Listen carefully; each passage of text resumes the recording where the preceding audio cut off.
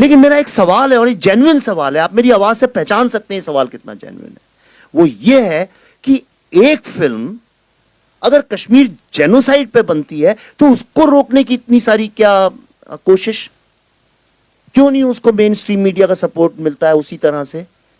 क्यों नहीं उसके बारे में चर्चा करने का मौका मिलता है? और उसके बारे में अगर हम कुछ बोलते हैं तो लोग, आपको मैं एक एग्जांपल बताता हूं। कुछ दिन पहले मैं दिल्ली में था, 10-12 दिन पहले, वहां पे किसी जर्नलिस्ट से मुलाकात हुई और उन्होंने बोला कि अच्छा कश्मीर फाइल्स बना रहे हो, पढ़ते हैं उसके बारे में। उन्होंने खोला एनडीटीवी का पेज। एनडीटीवी के पेज में 6 महीने पहले वो पेज बनाया गया था। हिंदुस्तान में मेरे अलावा और चंद टेक्नीशियंस और एक्टर के अलावा किसी ने ये फिल्म नहीं देखी है, और उसमें लिखा हुआ था Kashmir files is a propaganda film. इसलिए खुल के बोल रहा हूं, ये पब्लिक डोमेन में है।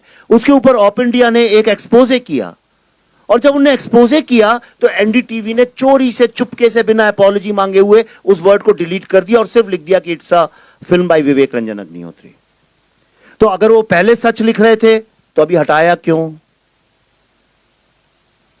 अगर हटाया मतलब वो खुद प्रोपेगेंडा कर रहे थे, इज़न्ट इट?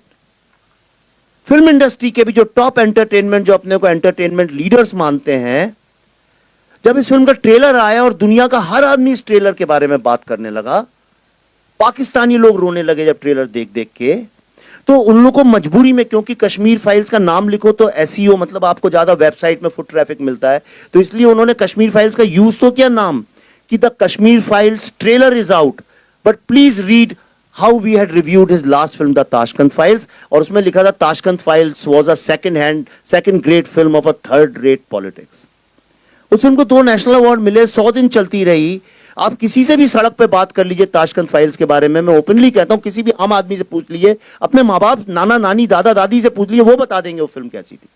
मुझे इससे भी आपत्ति नहीं कि सेकंड ग्रेड बोले, थर्ड ग्रेड बोले, लेकिन कश्मीर फाइल्स के ट्रेलर में 3 साल पुराना रिव्यू।